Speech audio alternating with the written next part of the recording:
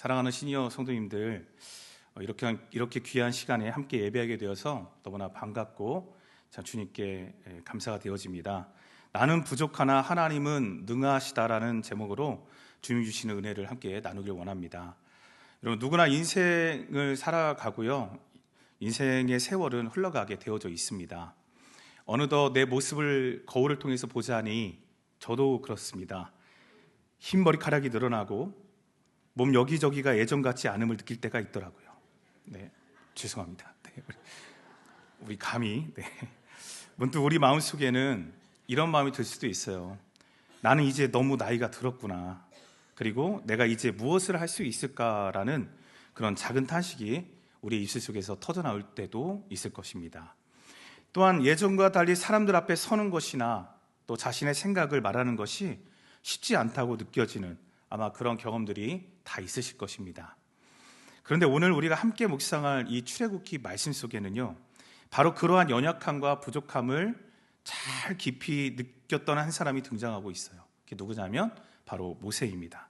이 모세에게 하나님께서 오늘 본문을 통해서 어떻게 찾아오시고 또 얼마나 놀라운 능력과 은혜를 부어주시는지에 대한 그 기록이, 그 이야기가 오늘 본문에 담겨져 있습니다. 오늘 말씀을 통해서 우리의 약함이 결코 하나님의 능력을 제한할 수 없다는 사실, 오히려 우리의 약함이 바로 그 자리에 하나님의 특별하신 은혜와 소망이, 능력이 임한다라는 메시지를 발견할 수 있기를 원합니다. 그래서 이 시간 하나님께서 주시는 깊은 위로와 또 새로운 소망을 얻는 복된 시간이 될 수 있기를 주님의 이름으로 축복합니다. 네, 하나님은 이집트의 막강한 권력자인 바로왕 앞에 서기를 두려워하고 스스로 나는 입이 뻣뻣하고 혀가 둔한 자다, 그렇게 말하면서 참 자신 없어 했던 이 모세에게 오늘 본문 1절에서 참 놀라운 말씀을 주시고 계십니다. 그 말씀이 오늘 1절에 기록되어져 있는데요, 한번 보세요. 여호와께서 모세에게 이르시되 볼지어다 내가 너를 바로에게 신같이 되게 하였은즉 내 형 아론은 내 대언자가 되리니 그랬습니다. 대언자가 되리니, 내가 너를 바로에게 신같이 되게 하였다. 이 말씀은 굉장히 엄청난 그런 선언입니다. 여러분, 물론 하나님께서 모세를 이 문자 그대로 이 모세를 신적인 존재로 만들겠다라는 뜻은 결코 아닙니다. 이 말씀은 마치 왕의 그 특별한 권한 있잖아요. 그 권한을 위임받은 대사처럼 모세는 바로 왕 앞에서 살아계신 하나님과 하나님의 그 명령, 그 뜻을 전하는 그런 거룩한 통로가 되게 할 것이다라는 하나님의 은혜의 선언이었던 것입니다. 그러니까 하나님의 권위와 능력을 담당하게 되는 그런 대변인, 그런 존재로 모세를 세우시겠다라는 하나님의 강력한 약속의 말씀인 거예요. 하지만 이런 말씀이 임했지만 모세는 스스로가 부족하다고 계속해서 느꼈어요. 왜냐하면 나이를 보니까 나이도 어느덧 80세가 되었죠. 그리고 스스로 생각하기에 정말 말주변도 없다고 여겼습니다. 자, 그랬기 때문에 하나님의 부르심 앞에서 이 모세는 망설일 수밖에 없었다는 사실입니다. 그러나 하나님은 모세의 그러한 연약함을 전혀 문제 삼지를 않으셨어요. 죄송하지만 여기 조명을 좀 켜주시면 좋을 것 같은데, 네, 간사님. 오히려 그의 부족함을 채워줄 형 아론을 소개하면서 그의 대언자, 즉 입이 되어줄 사람으로 이 아론까지 붙여주셨습니다. 사랑하는 성도 여러분, 이것이 바로 하나님께서 일하시는 방식이다라는 것입니다. 하나님은요, 다른 누군가를 원하는 게 아니에요. 하나님 누굴 원하실까요? 하나님이 선택한 한 사람, 바로 저와 여러분, 그 한 사람을 선택하셔서 부르시고 사용하신다는 것입니다. 그래서 하나님은 우리의 능력이나 자격 조건을 보고 우리를 선택하는 분이 아니시고, 우리가 부족하고 말을 잘 못하고 연약할지라도 하나님을 의지하는 사람, 그분의 말씀에 순종하고자 하는 그런 사람, 그 마음을 귀하게 여기시고 그 마음 위에 주님의 능력을 덧입혀 주셔서 사용하시는 분이라는 것을 여러분 믿으실 수 있기를 주님의 이름으로 축복합니다. 예전에 제가 섬기던 교회에 정말 연세가 많으셨던 그 권사님 한 분이 계셨어요. 젊으셨을 때는 보니까 교회 학교 교사로서 또 성가대원으로서 정말 활발하게 봉사를 하셨습니다. 근데 나이가 드시고 건강이 약해지시면서 더 이상 예전처럼 내가 봉사하기가 참 어렵겠구나, 그런 생각을 하시고 모든 것들을 다 내려놓게 되셨습니다. 근데 권사님은 종종 이제는 내가 교회에 아무런 도움이 되지 못하는 것 같아서 너무나 송구했는데 이렇게 내려놓으니까 좀 후련하기도 하다라는 말씀을 자주 하셨어요. 스스로 작아지는 모습을 보이시기도 했습니다. 나는 이제는 뒤에서 기도하는 것밖에는 할 수 있는 것이 없다라고 느끼셨는지 본인 스스로 중보 기도하는 그런 사명을 감당하는 자로 이제 서야겠다 말씀을 하셨습니다. 그래서 권사님은 매일 예배 때마다, 새벽마다 예배 때마다 교회와 성도들, 특히 아픔과 어려움 가운데 있는 이들의 이름을 하나하나 불러가면서 그들을 위해서 눈물로 정말 중보기도 하셨습니다. 제가 새벽 차량을 운행하는 때에도 날마다 기도 제목이 뭐냐고 늘 물어봐 주셨어요. 참 그 누구도 주목하지 않는 자리였지만 하나님 앞에서 기도로 섬기는 그런 아름다운 분이 바로 그 권사님이셨습니다. 놀라운 일들이 일어났어요. 어떤 일들이 일어났냐면 시간이 지나면서 권사님의 기도를 통해 위로를 받고 정말 권사님이 중보기도하는 그 기도 제목이 이렇게 응답을 받게 되어지는, 문제가 해결되었다는 간증들이 하나하나씩 들려오기 시작한 겁니다. 병상에 있던 성도님이 회복되었다, 경제적으로 어려웠던 가정이 다시 일어서게 되었다, 자녀 문제로 힘들어하던 가정이 평안을 찾는 그러한 역사가 이렇게 일어나게 되었던 것입니다. 그 권사님은 비록 연약해진 육신으로 활발하게 이렇게 교회에서 봉사하지는 못하셨어요. 그런데 그 기도의 골방에서 하나님의 놀라운 능력이 흘러나가는 그런 통로로 귀하게 쓰임받고 계셨던 것입니다. 그분은 자신의 연약함 속에서 오히려 더 강력하게 역사하시는 그 하나님의 은혜를 깊이 체험하셨던 것입니다.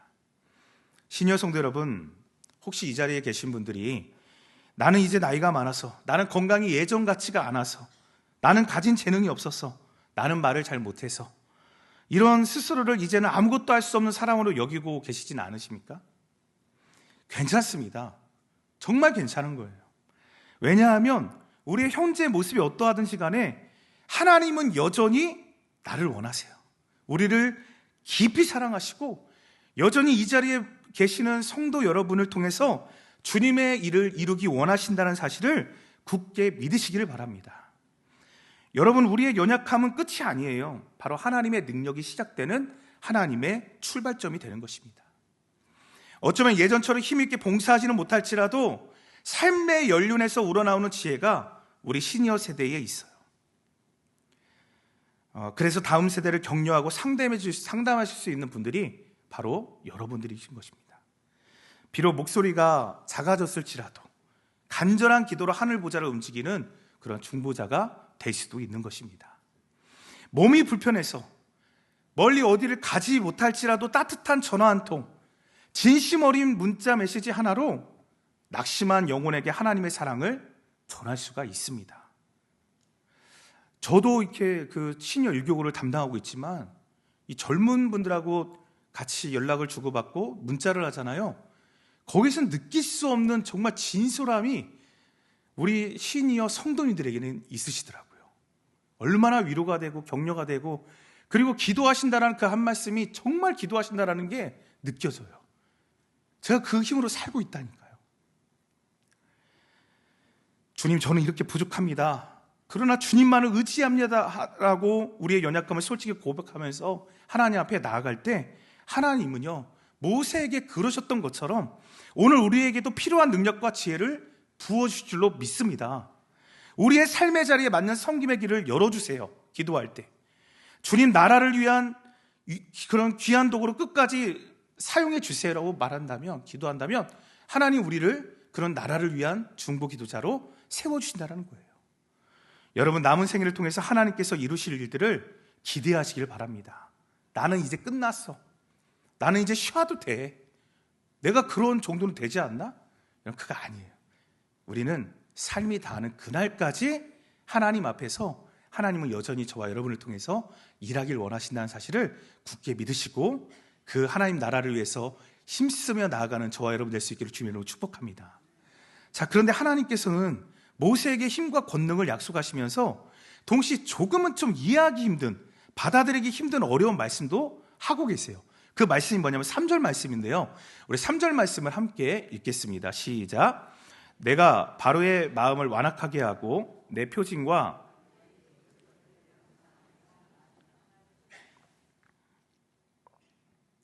물을 너무 많이 먹어가지고 하나님께서 바로의 마음을 여기 말씀에 그렇게 기록하고 있죠. 바로의 마음을 어떻게 하셨다고요? 완악하게 하셨대요. 완악하게 하셨다. 여러분 상식적으로 한번 생각해 보세요. 하나님께서 의도하신 바가 펼쳐지려면, 일이 잘 풀리게 하려면 하나님께서 바로의 마음을 어떻게 하셔야 될까요? 완악하게 하시면 안 돼요. 어떻게 해야 되죠? 좀 부드럽게 만드셔서 모세가 명령하는 것들을 잘 듣게 하셔야 됩니다. 그렇죠? 그런데 왜 하나님께서는 바로의 마음을 부드럽게 하시기는커녕 오히려 더 완악하게 하시겠다 이렇게 말씀을 하실까요? 이것은 우리가 참 이해하기 어려운 부분일 수 있어요. 자, 근데 여기서 우리는 하나님의 더 큰 깊은 계획, 그분의 절대적인 주권을 이 말씀을 통해 발견하게 되어집니다. 무슨 말이냐면, 여러분 하나님의 징계 가운데 어쩌면 가장 무서운 징계가 있습니다. 그게 뭘까요? 바로 하나님께서 내버려 두시는 거예요. 어떤 한 사람에게 내버려 두신다? 여러분 이거는 차라리 매를 들어서라도 잘못을 깨닫게 하고 돌이키게 하는 그런 징계는 오히려 우리를 다시 살리고 새로운 기회를 붙잡게 하시려는 주님의 사랑이 그 안에 담겨져 있는 것입니다. 매는요. 하지만 내버려 두신다는 것은 이건 포기예요. 포기. 가장 큰 저주입니다. 그냥 내버려 두시면 어떻게 되겠어요? 사람은 자기의 본성이 다 있기 때문에 더 교만해지고요, 더 악한 방법을 향해서 자연적으로 나아가게 되어져 있습니다. 그러나 하나님은 바로 이러한 과정을 통해서 5절에서 말씀하시는 것처럼 바로의 그 극심한 완악함 속에서도 마침내 이스라엘 백성을 구출해 내실 뿐만이 아니라 그 구출을 통해서 이집트의 모든 사람들이 정말 내가 살아있는 여호와 하나님인 것을 너희가 알게 될 것이다, 모두가 고백하지 않을 수 없을 정도로 만드시겠다라는 것을 말씀하고 계시는 겁니다. 바로의 완악함이 오히려 하나님의 하나님 되심을 증명하는 도구가 되는 이런 역설적인 상황을 만드시겠다는 그런 의지가 담겨있는 말씀이에요. 예를 들면요, 저희 아버지가 9남매 중에서 5째이십니다. 근데 젊은 시절부터 시골집에서 굳은 일을 혼자서 다 도맡아 하셨어요. 제 고향집에 가보면 집 뒤로 꽤 넓은 그 밭이 있거든요. 기름진 밭이 있어요. 그리고 그 밭 뒤로는 또 이렇게 그 산이 이렇게 그 집을 둘러싸고 있는, 그리고 앞에는 이렇게 금강이 흐르는 그 예전에 배산일수 지형이라고 들어보셨나요? 네, 그런 지형으로 되어져 있는데 그 집 뒤로 꽤 넓고 기름진 밭에 대해서 설명을 좀 드리고자 하는데, 그런데 놀랍게도요, 이 밭이 원래는 사방이 대나무, 온통 대나무 뿌리로 가득한 밭이었다고 그럽니다. 근데 그 아버지께서 이렇게 젊으셨을 때 아버지가 몇 해에 걸쳐서 이렇게 조금씩 그 거치는 땅을, 괭이 아시죠? 괭이 하나를 가지고 일일이 골라내고 개간해서 지금의 그런 기름진 밭으로 만드셨다고 그러더라고요. 그러니까 지금 뭐 트랙터라든지 포크레인 같은 것들을 하루 그냥 한나절에 마칠 수 있는 일들을 아버지는 괭이 하나로 그걸 하신 거예요. 대나무. 여러분 대나무 뿌리가 얼마나 깊고 잘 뽑히지 않아요. 굉장히 힘든 일인데, 그래서 동네 어르신들도 그 힘들고 고된 일을 묵묵히 해내는 저희 아버지를 보시면서 그냥 혀를 아주 그냥 내둘렀다라고 그렇게 말씀을 하시더라고요. 그래서 아버지는 마을에서 참 부지런하시고 또 일 잘하는 분으로 칭찬이 자자하셨습니다. 지금 그 밭에는요, 해마다 거기에다 마늘도 심고 가지도 심고 상추도 심고 온갖 작물들이 풍성하게 자라납니다. 2년 전에는 좀 보니까 어머니 아버지가 또 거기다 고사리도 심으셨더라고요. 그런데 가만히 생각해 보면 그 밭이 그렇게 거칠고 척박했기 때문에 그것을 옥토로 만든 바꾼 아버지의 성실함과 능력이 더 빛날 수 있었다라고 저는 생각이 되어졌어요. 마을 사람들에게 정말 대단한 동부로 인정을 받을 수 있었다는 사실을 깨닫게 되어졌습니다. 근데 이 말씀이 이와 마찬가지예요. 바로의 마음이 계속해서 완악해지고 더욱 거칠고 강팍해질수록 하나님께서는 더 큰 기적과 능력으로 그 완악함을 압도해 나아가신다는 거예요. 당신의 위대함을 그 완악함을 통해서 드러내실 것입니다. 그래서 그 압도하시는 모습이 곧 보게 될 이 피재앙, 피게이파, 개구리 재앙, 이재앙, 파리 재앙, 계속해서 점점 더 강력한 기적으로 하나님께서 일하시고 나타내 보여주지 않습니까? 자, 여러분, 그렇게 된다면 당시 세상에서 최고의 권력을 가졌던 바로를 압도하시는 하나님을 보면서 온 세상 사람들은 이 하나님에 대해서 어떻게 생각하게 될까요? 그렇습니다. 그 완악하고 강한 바로를 저렇게 제압해 나가시는, 압도하시는 저 하나님이야말로 진짜 살아계신 하나님이 맞구나. 저분이야말로 살아계신 하나님이 확실하구나. 이것을 주위 사람들이 그 모습을 보면서 분명히 깨닫게 될 것이라는 사실입니다. 이해가 되세요? 이해가 안 되면 어떡하죠? 예화가 없는데. 근데 계속해서 온 세상 사람들은 그런 살아계신 하나님을 보면서 하나님을 인정해 가게 될 것이라는 것이에요. 우리 성도인들의 삶에도 어쩌면 바로의 마음처럼 도무지 변할 것 같지 않은 문제나 사람들이 주위에 있을 수가 있다는 것이에요. 수십 년을 기도해도 변화되지 않는 내 남편, 내 아내 혹은 자녀의 문제로 눈물 짓고 계시진 않습니까? 아니면 사람과의 관계 속에서 도무지 해결의 실마리가 보이지 않고 그래서 낙심하고 계시진 않습니까? 혹은 내 힘으로 어찌할 수 없는 건강의 문제라든지 경제적인 문제가 여러분 앞에서 이렇게 한숨을 짓게 하는 그런 요인이 되지는 않습니까? 아무리 기도해도 상황은 더 나빠지는 것 같고 노력해도 아무런 변화가 없어 보일 때 우리는 쉽게 지치고 포기하고 싶어지는 게 당연합니다. 그러나 오늘 말씀을 통해서 여러분 깊은 위로와 새 힘을 얻으시기를 바랍니다. 하나님께서는요, 그 모든 어려움과 풀리지 않는 문제들, 심지어 사람들의 완악함까지도 당신의 선하신 계획 안에서 사용하시는 분이세요. 그게 우리 하나님이십니다. 우리의 눈에는 막다른 길처럼 보일 수도 있어요. 그러나 하나님께서는 그 상황 속에서 주님의 더 큰 영광을 나타내실 계획을 가지고 계시다라는 거예요. 이렇게 보여주시고 저렇게 보여주시고 이 방법도 써보시고 저 방법도 쓰시면서 결국에는 모든 것들을 합력하여 선을 이루시는 분이 바로 살아계신 위대하신, 그것을 스스로 증명해내시는 분이 바로 우리 하나님이심을 믿으시길 바랍니다. 지금 당장은 왜 이렇게 고통이 계속되고 언제까지 기다려야 될까 이해할 수 없고 답답할 수 있습니다.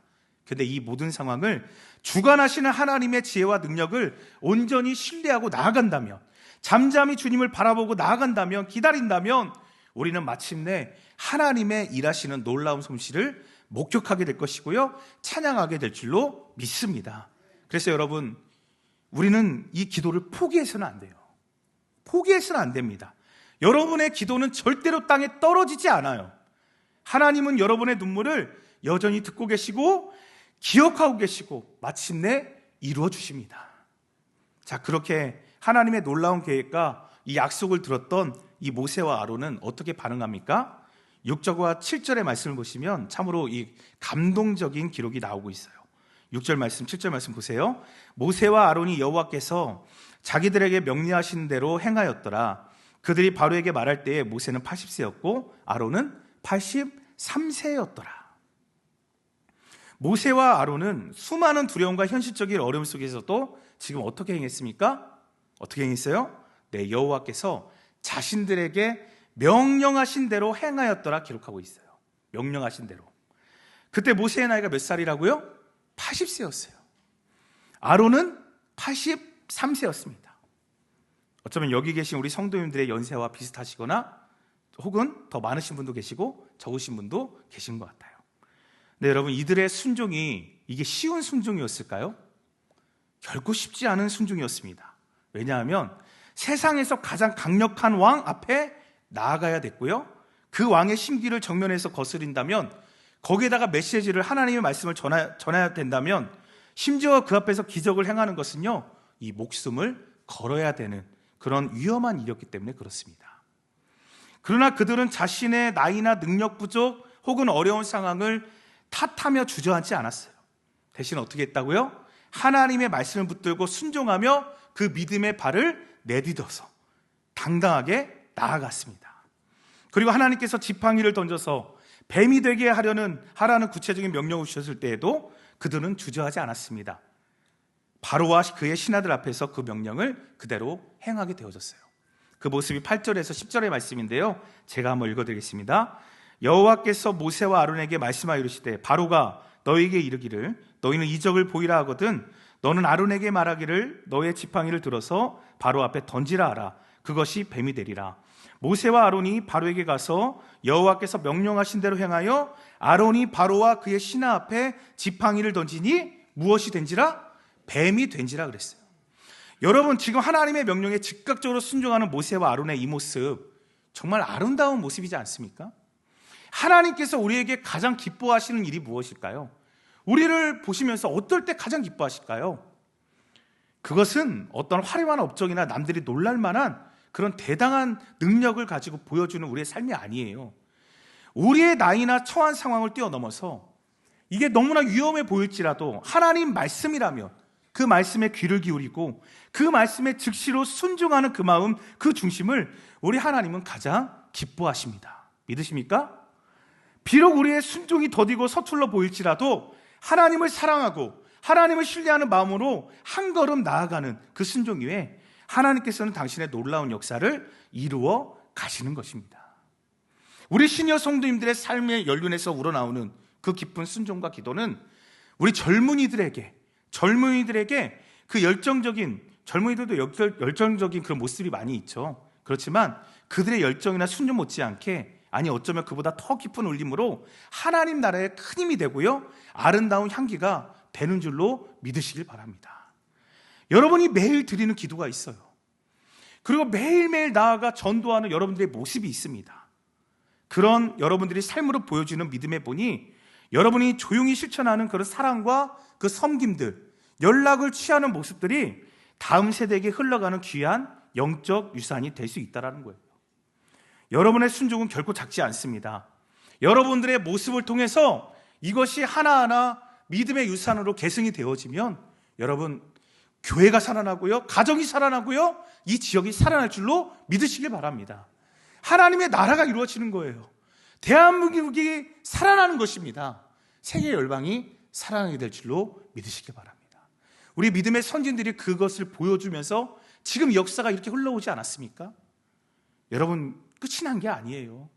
여러분들이 하나님 앞에 즉각적으로 순종하고 담대히 나아가는 모습이 젊은 다음 세대에게는 큰 영적인 그런 유산이 되는 것을 기억하시면서 당당하게 오늘도 하나님 말씀에 순종하며 살아가시는 저와 여러분 될 수 있기를 주님의 이름으로 축복합니다. 아멘. 네, 그래서 그렇게 모세와 아론은 하나님의 명령대로 지팡이를 던져서 뱀이 되게 하는 그런 기적을 행했어요. 그러자 바로가 어떻게 했죠? 바로도 가만히 있지 않았습니다. 이집트의 마술사들을 불러내요. 그리고 그들에게 똑같이 흉내내게 합니다. 11절의 말씀인데 함께 읽겠습니다. 시작. 바로도 현인들과 마술사들을 부르매 그 애국 요술사들도 그들의 요술로 그와 같이 행하되. 여러분, 세상이 바로 그렇지 않습니까? 세상은 종종 하나님의 능력을 모방하고 흉내를 내려고 그래요. 오늘날에도 진리를 가장한 거짓된 가르침들, 그 하나님의 능력을 흉내내는 그런 일들이 얼마나 많은지 모릅니다. 어제 제가 그 시니어 일교구 이제 야유회를 가기 위해서 답사를 봉사자분들과 같이 다녀왔는데 그 원불교 그 교당 있잖아요. 그 건물들을 이렇게 보게 되었어요. 그래서 근데 제가 예전에 그 원강 재단에서 운영하는 학교를 좀 다녔어가지고 저도 이제 뭐 억지로 막 그 예배 법당에 가서 그것을 예배하게 하고 막 그런 일들이 있었거든요. 근데 거기서 가르치는 그 경전이 있잖아요. 거기서 보는. 근데 말씀들을 보는데요. 여러분 그거 아십니까? 성경 말씀하고요 똑같아요. 성경에서 가르치는 진리를 그대로 자기 식대로 이렇게 펼쳐놓아서 그걸 가르치고 그거를 가지고 가르치고 있더라고요. 여러분, 세상이 바로 그런 식으로 우리들을 현혹하고 미혹하고 유혹해서 넘어뜨리는 그러한 일들이 있다라는 것이에요.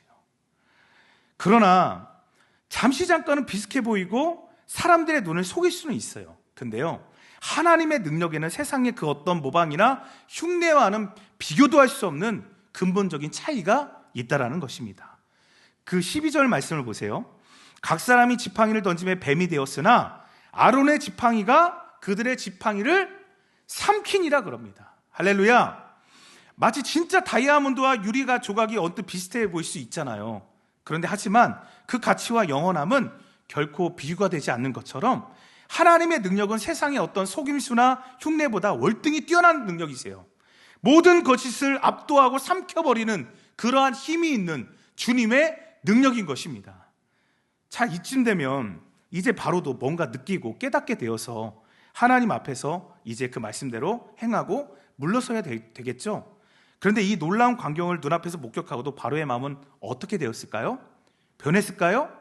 안타깝게도 변하지 않습니다.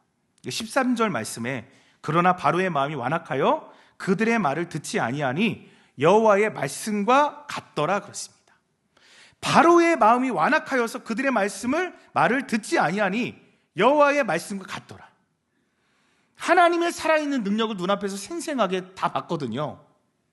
그럼에도 마음이 굳게 닫혀 있으면 여러분 이렇게 바로처럼 깨달을 수도 없고요, 받아들일 수도 없게 되는 거예요.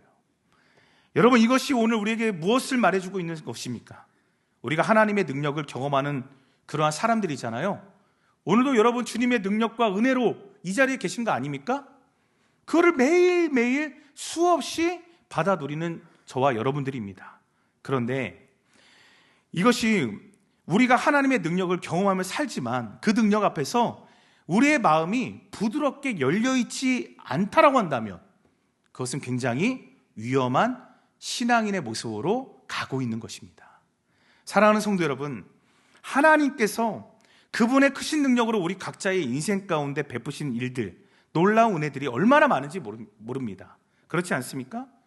우리를 죄와 사망에서 구원하신 십자가의 은혜를 받았어요. 우리가 지난 수십 년의 세월 동안 폭풍우 속에서도 우리를 지키시고 인도하신 그 손길, 하나님이 그 기도에 응답하셔서 불가능을 가능해 하셨던 그 능력, 때로는 자녀들을 통해서, 때로는 이웃을 통해서, 때로는 자연 만물을 통해서 말씀하시고 위로하셨던 하나님의 사랑을 여러분 한번 떠올려 보세요.